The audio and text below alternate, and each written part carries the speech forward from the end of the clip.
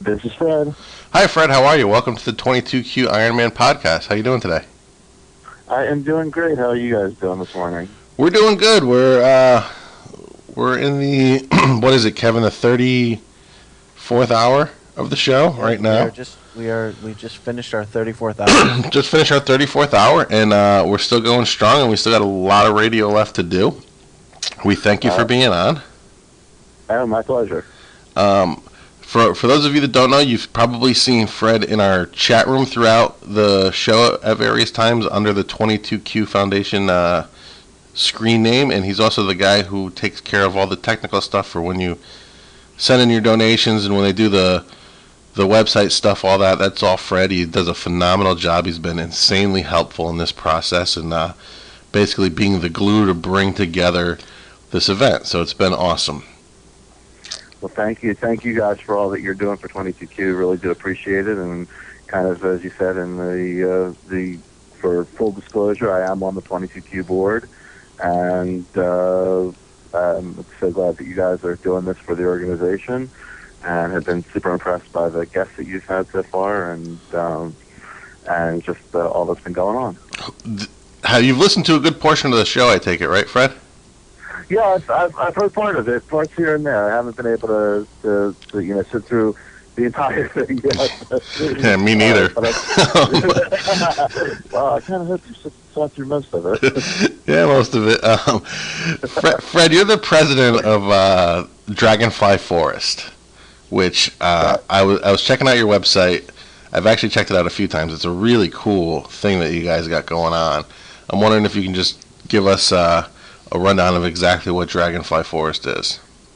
Sure. So the elevator pitch on Dragonfly Forest is that we are a camp for kids with autism and other medical disorders.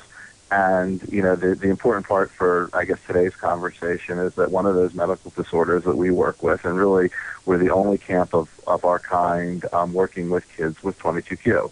So there are other, camps that kids with 22Q certainly go to, but that don't have all the medical kind of trappings hitting behind the scene so that these kids can go, their parents can feel comfortable knowing that they are safe when they're there, that they're well taken care of medically, that they're taken care of kind of from a social aspect and getting to meet other kids with 22Q. And the amazing part of all of that is that the experience for these kids are free. Yeah, it's an awesome. It's awesome to do something like that for them. What kind of at the camp? What kind of things can the kids expect to do, as far as how are they going to spend a portion of their time? And what's the web address as well, so if anybody wants to check it out. Sure. The web address is dragonflyforest.org. And you can see videos there and pictures and all kinds of great stuff and learn more about the camp. In terms of what typical day at camp looks like, to start off, I guess I should say that it looks like every other summer resident camp that you probably have ever seen or taking your kids to, and that is definitely by plan.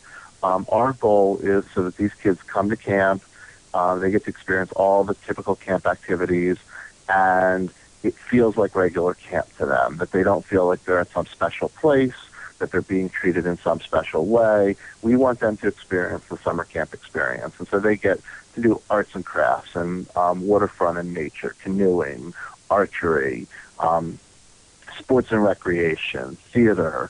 I'm sure I'm missing stuff, the pool, trying to think of some of the other stuff. And that's all the stuff that we do. That's like, as I said, that's all the stuff we do in the morning.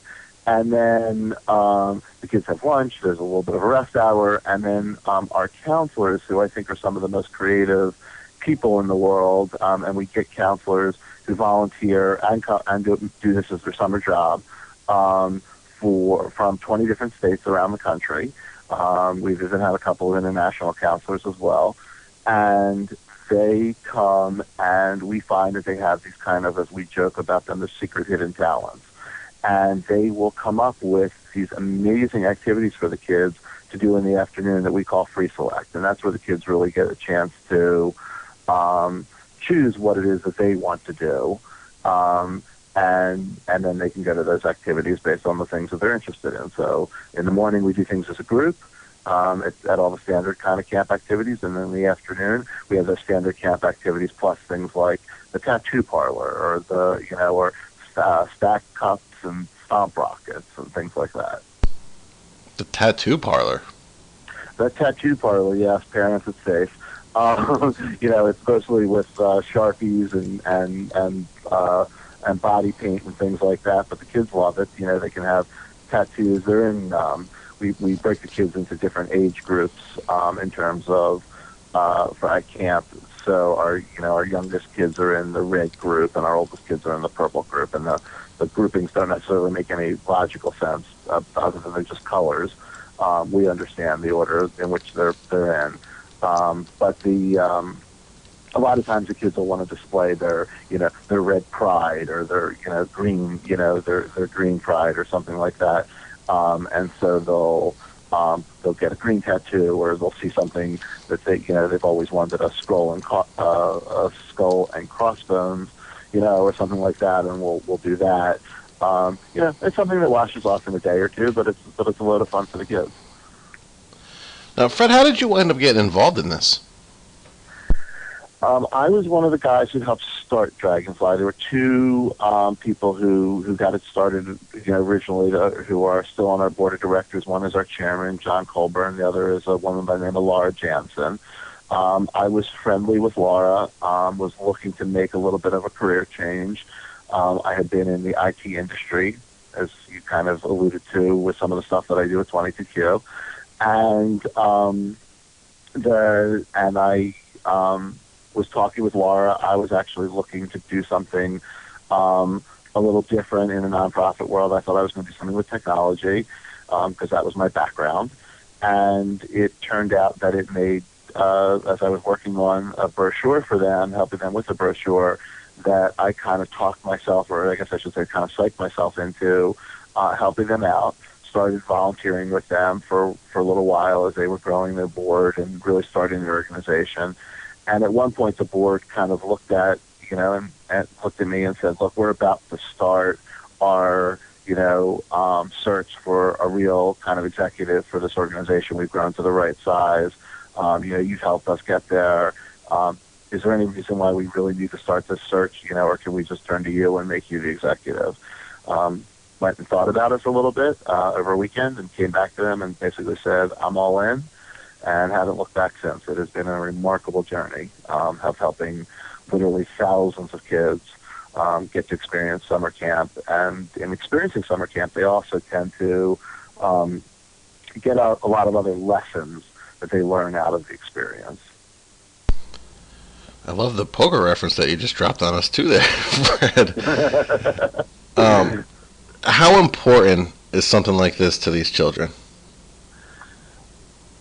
We hear from the parents and from the kids all the time. From the parents' perspective, the first thing that we hear about camp is that they're amazed that this experience exists for them, that it's free for them to be able to go. I don't know that many of the other parents have talked about who've been on the show that when you have a child with any type of illness in today's day and age, it can be financially devastating to a lot of these parents. One of the kind of issues that happens is this is something that they're living with for years and years and years. They can reach tops of insurance caps and things like that. And so it can become a real financial drain on the family. And so having a place that they can send their kids that's free of charge, where they know their kids are having fun and being well, looked after, is, a big deal for them. So the parents see this as a huge place for them to be able to not only go and be able to do it at a cost that's reasonable, but also where they get to meet other kids just like them. And I think that's a huge part of what we hear from the kids as well. Not only do they have the typical great camp experience, but they also get to meet a lot of other kids that are dealing with the same situations that they're dealing with. So one of the things that is so great about that is you get to make friends. In this day and age, it doesn't matter really where you come from around the country, whether staying in touch via Facebook or email or other means, and be able to talk with these people and say, are you experiencing this? I've been having this problem. How are you dealing with this in school? What happens when you get teased? Have you been bullied? That type of thing. So developing this kind of support group through kids that you know and trust at camp has really been a remarkable kind of side effect of what these kids get at camp. I mean, it really sounds like it's a crucial part of the childhood of these children. And I'm glad that there's something like this in place for them. I mean, it's one of the things that the American Camp Association, which is kind of the governing body, if you would, of a lot of the camps that you know about in the U.S. And you get ACA accredited, and we are ACA accredited as a camp. You did a study a couple of years back. It was a multi-year study.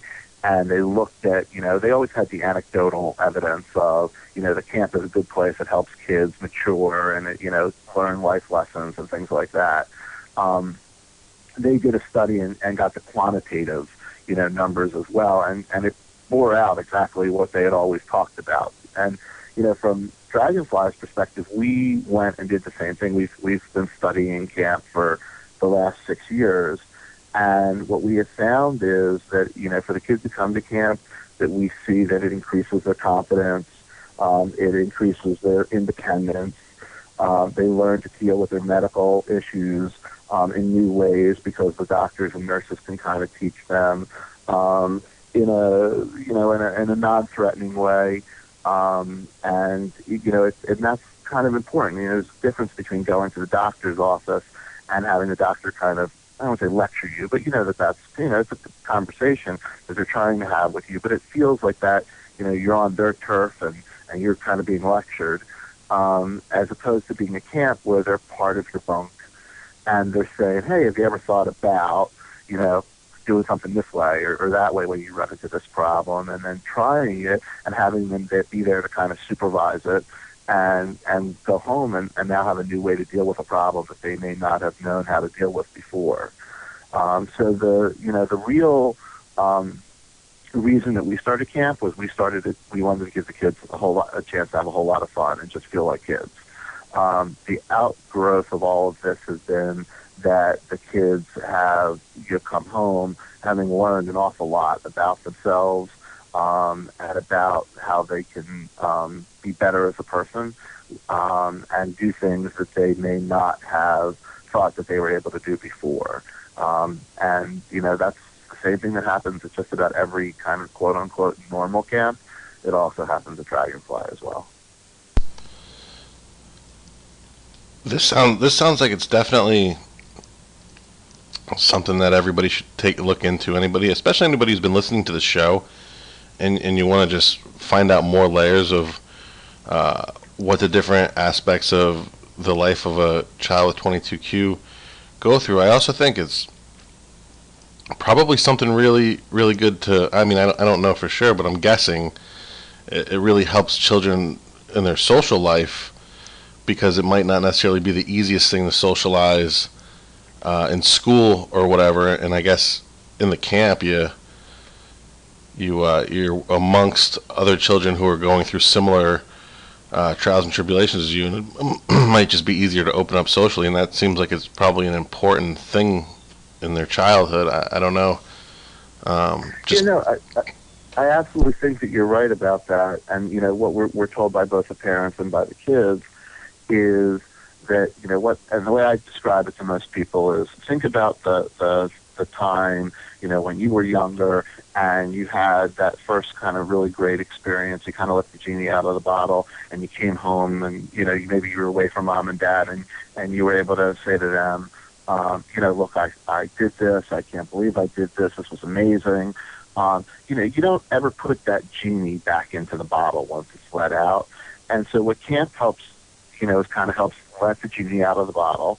And then, the kids feel like they can do these things and that they want to try to do more and more of this. And so they try to socialize with more and more people. That they started, the process started at camp, but it continues on into school and then into other activities. The other thing is the kids realize that they're not their disease at camp. What we're all about is we're about having fun. We're not about trying new experiences and, going on the zip line and, climbing the 30-foot tree and walking across the Batman Bridge, as we call it. Of course you're all fine to stand, but the kids, get this great sense of independence that, like, I was able to do this, and my parents weren't around, and I didn't have to use them as a crutch. I was able to do it all by myself. And again, that's that genie coming out of the bottle. And now I go to school, and, I can start talking to my friends about my summer camp experience, just like they're talking about their summer camp experience. And, at camp, it's very much a bully-free environment, but they also learn, how to deal with situations when people, talk with them in a way that's inappropriate. And so they're able to handle themselves a little bit better when they go to school, and they have a sense of, I may be different, I may be living with this disease or disorder that I have, but that doesn't make me any less important as a person. I can do the same thing that my friends can do. And so it really allows the genie to come out of the bottle. And we thought for sure when we were studying all this stuff that, that effect might last for a week, 2 weeks, a month at the most after camp was over. And we have consistently studied this for the last couple of years, and we asked the parents and surveyed them, 6 months and then 9 months after camp is over, whether or not they're seeing the same effects as when the kids first came home from camp. And over 60% of our parents are telling us that 9 months later, the kids are still having those same effects, and they're still seeing the same positive aspects of camp showing up in their day-to-day activity. And we're just floored by that. I mean, again, we started out wanting to have a place that was just fun for them to be able to go to. So to see that kind of same positive aspect, 6-9 months later, which to us is considered a permanent change in their behavior, is just amazing. Yeah, it sounds amazing. Fred, if you want to, if anybody wants to follow you guys, get the word out, maybe donate to the Dragonfly Forest, what can they do? So the easiest thing is they get our website, dragonflyforest.org. There's a donate button right at the top of the page. They can definitely donate there. When I say that this experience is free for the kids, it costs us about $2,500 per child to send them to camp for 1 week. It is an expensive, organization to run, so we always love getting donations. If they're interested in volunteering and coming out and being a volunteer counselor, or if they have a medical background and they're interested in being a volunteer medical staff. We have, doctors and nurses that are at camp all summer long with us. They represent over $300,000 worth of volunteer time that is donated to us, which is we are absolutely thankful and amazed about. And so that's key to us. They can follow us on Facebook at Dragonfly Forest. They can follow us on Twitter at Dragonfly Forest, and they can check out a lot of videos and from camp, and there's some specific for 22Q kids on our YouTube channel, which is Dragonfly FST, and of course all of that can be reached directly from our website, which again is dragonflyforest.org. Fred, we really appreciate you guys sponsoring the podcast, and I really truly appreciate all the stuff you guys do to make life better for these children. It's a heartwarming, wonderful thing that you guys are doing, and it's really appreciated. Again, we appreciate all that you guys are doing. Without things like this podcast, get the word out about 22Q, it just won't happen. And, as I know you've been hearing from a variety of people, and I'm sure you'll hear from more today, that awareness is the biggest thing that we can drive out there in the community. It's the biggest thing that will help these kids and the families and those affected by 22Q. Well, we're going to do all that we can do to make sure that that happens, and we got the easy job. We just have to talk and joke and laugh and do the nonsense for 50 hours. You guys are the ones who put in the real work, so thank you very much for that. Thank you. All right, Fred, have a good one, buddy. You too. Thanks, Fred.